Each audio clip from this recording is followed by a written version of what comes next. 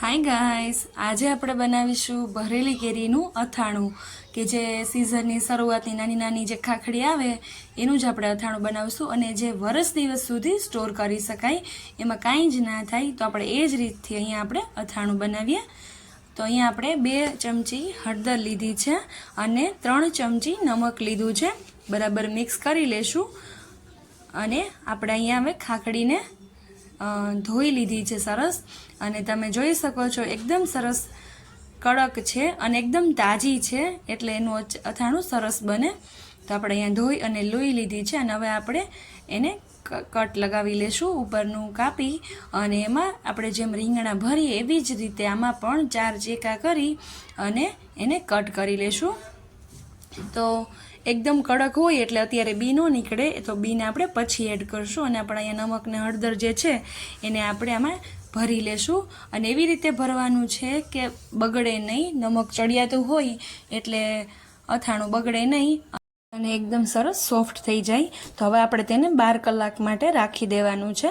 અને અહીંયા મેં હવે 100 ગ્રામ જેટલી મેથી લીધી છે, તો એને સરસ ધોઈ અને આપણે એને 4 થી 5 કલાક માટે પલાળવાની છે, જેથી કરીને એકદમ સરસ એ પણ સોફ્ટ થઈ જાય.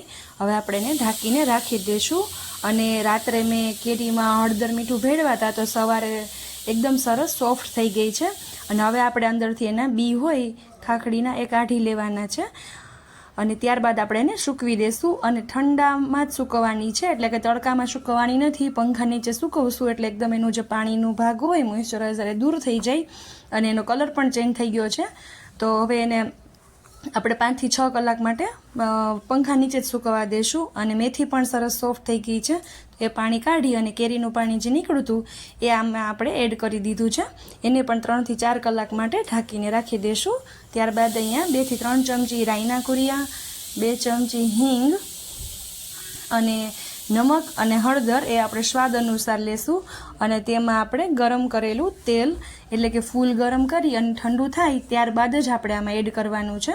એવી રીતે એડ કરી અને આપણે એને થોડીવાર માટે આપણે આ મસાલો ઠંડો થવા દેશું, અને ત્યારબાદ જ આપણે એમાં ચટણી એડ કરશું.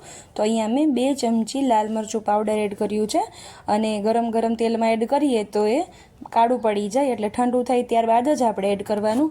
અને મેથીને પણ ખાટા પાણીમાં પલાળી હતી અને ત્યારબાદ આપણે એને અહીંયા સૂકવી દીધી છે. એને પણ પંખા નીચે જ સૂકવવાની, અને એનો પાણીનો ભાગ જતો રહ્યો છે, એટલે હવે આપણે એકદમ સૂકવવાની નથી, સોફ્ટ થાય ત્યાં સુધી જ સૂકવવાની છે. પછી આપણે એને મસાલામાં એડ કરી દઈશું, જેથી કરીને એ પણ બગડે નહીં. ખાટા પાણીમાં પલાળ્યા હોય એટલે અથાણામાં ક્યારે પણ ફૂગ ના વળે. તો હવે અહીંયા આપણે બધું મિશ્રણ કરી દીધું છે મિક્સ, અને હવે આપણે એને પણ 1-2 કલાક માટે રહેવા દઈશું, એટલે મસાલો સરસ ચડી જાય.